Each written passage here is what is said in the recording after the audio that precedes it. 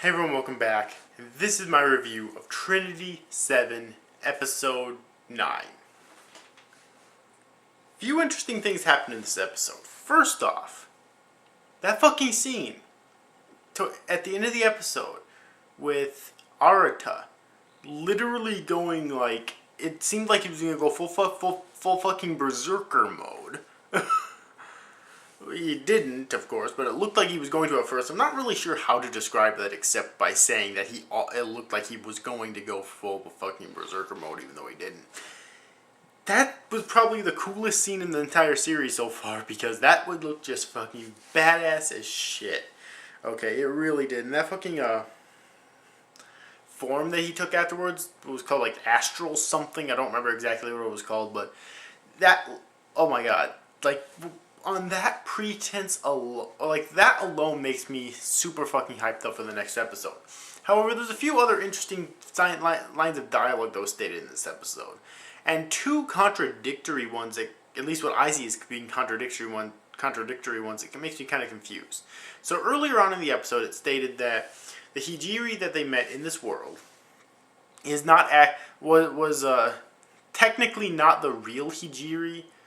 But for a while, she's basically a Grimamore. But for a while, was the Hijiri that was living with Arata. She was consciously living with Arata, cooking his meals, alright, and doing his laundry and stuff, you know, all that stuff.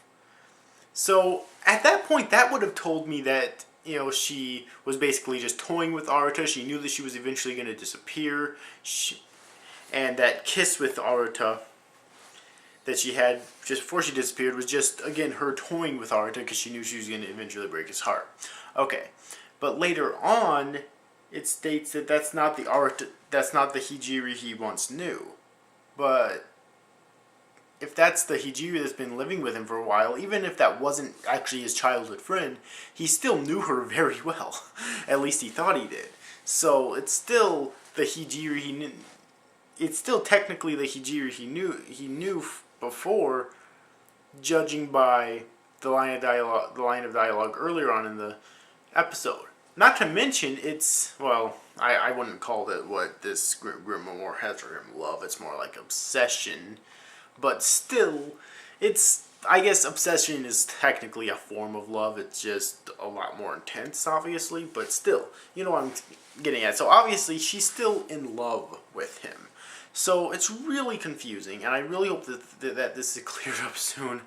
I don't remember how many episodes the series is supposed to be, like 12 or 13, but I really hope that's cleared up soon, because those few like contradictory lines of dialogue in this episode really confused me. Okay. But in addition to that, we also learned a little bit more on the backstory of Amira, who's like that really strict, hard-ass girl who totally does not have feelings for Arata. Yeah, okay, well, let's just go with that.